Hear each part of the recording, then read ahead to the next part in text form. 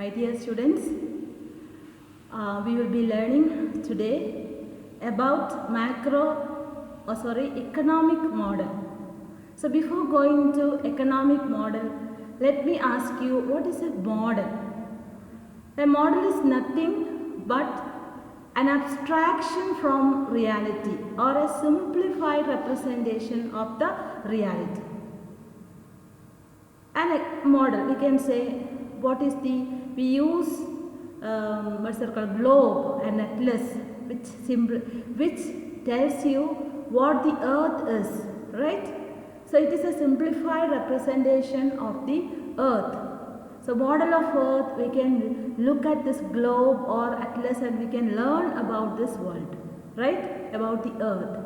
In the same way, when you say economic model, who constructs, what is economic model then? Economic model is nothing but the simplification of real economic phenomena. Okay, so what is economic model? It is a simplified representation of the real economic phenomena. So we can also say it is an abstraction from reality. Okay, abstraction from reality. Now we have learned in microeconomics so many models, right? Economists, have you ever questioned yourself saying that we have to learn this, we have to draw the graph, we have to draw the tables, etc. We have to solve some equations. Why all this? These are all the components of economic model because we learn economics through economic models. So in the microeconomics, all that you have studied is microeconomic models. You remember starting with our PPC, production possibility curve, which I already put a video for you to see. So everything that you learned in microeconomics through graphs and equations and tables, etc., signifies the economic model. So this is how the economists try to understand economic activities or economic problem through economic models, through the construction of economic models. Okay. So what is an economic model? An economic model is the simplified representation of the real economic phenomena. Or we can say economic model is an abstraction from reality. Now, the problem is now how the economists simplify this economic model or simplify the reality. How are they simplifying the reality of the economic phenomena? How are they simplifying? So, you might have seen in every economic model that you have studied, there is something called assumptions. Haven't you heard of it? So, what is this assumption? The model assumes that some variables remains constant, right? So, the model builders or the economists use assumptions in order to simplify the reality. Now, when they simplify the reality, what happens? There are so many variables affecting a particular model or particular problem. For example, the economists want to analyze what are the factors that determine demand, and then from the factors that determine demand, they want to see what is the most important factor that determines demand. So when it comes to what is the most important factor that determines demand, then what happens? They have to keep all other variables constant, and they will say demand is a function of price. All other factors determining demand remains constant. So that is called other things remaining constant. Okay. So what do you see in a model? In a model, there is a set of, in the model, another definition of model is that the model is a set of interrelationship among economic variables. So you will see when some variables are held constant, then we are able to say that demand, for example, you said demand is a function of price. Okay. So I am going to write this here, economic model.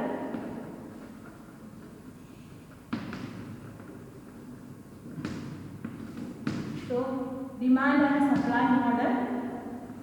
Demand and supply model.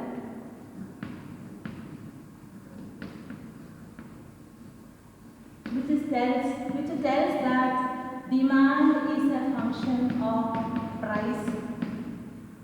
Ceteris paribus. Ceteris paribus. Remember this equation? Demand is a function of price. Ceteris paribus. What does it mean? Demand is a function of price, other things remaining constant. So this is how the model is real economic phenomena is simplified. You know that the other things are the income of the consumer, all other factors that determining demand, right? So from this, economists have derived a law. What is that law? This is called the law of demand.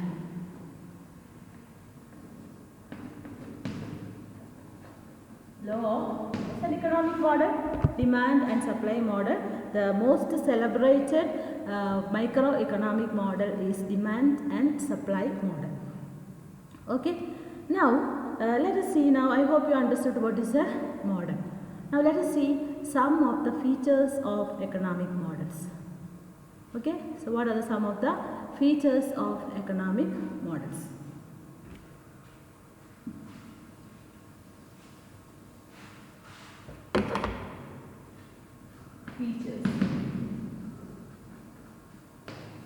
Features of economic models.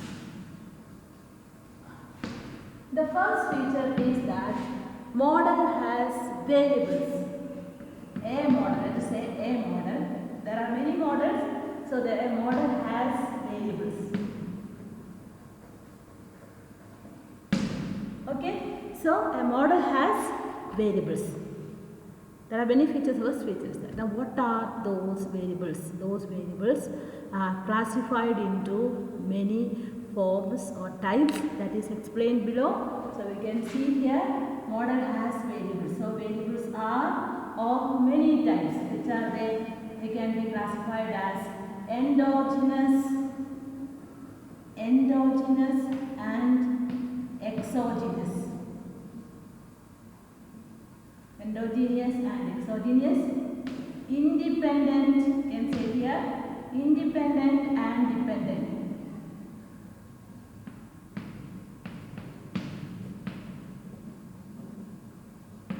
And you have here stock and flows. Stock and flows. And then you have ex ante and exposed. Ex ante and exposed. Okay, these are the different types of variables that you see in a model. So let us first discuss about endogenous and exogenous variables. So what is an endogenous variable in a model? So endogenous variables are those variables whose values are determined inside the model. So what is an endogenous variable? The variables whose values are determined inside the model is known as endogenous variables. And these are the variables which the model tries to explain. Okay, model does not say anything about the exogenous variable. So what are then exogenous variable? Exogenous variables are those variables whose values are determined outside the model. Okay, so these are the variables. Exogenous variables are the variables which is held constant in the model, or we can say all those assumptions. You remember the assumptions? See, assumptions are all the variables remaining constant. Those variables are known as the exogenous variables, and its values are not determined inside the model. Okay, so we will move on to now the next portion, the independent and dependent variables. So what is independent variable? We can say independent variable is a variable whose values change without the influence of the independent variable. Independent variable is a variable whose values change independently. It is not dependent on independent variables. Whereas dependent variables values change as a result of the influence of the independent variable. So its value changes due to the influence of independent variable, that is known as dependent variable. Okay, we will learn that one example, and then another variables are stocks and flows. What is a stock variable?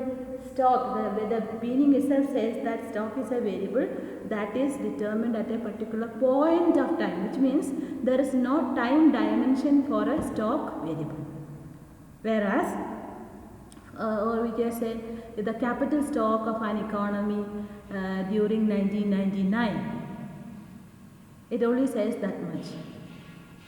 Whereas the flow variable, so you can look at the word meaning flow. Flow is something that flows all the time, right? The flow doesn't stop. So what is a flow variable? A flow variable is a variable that is determined over a period of time.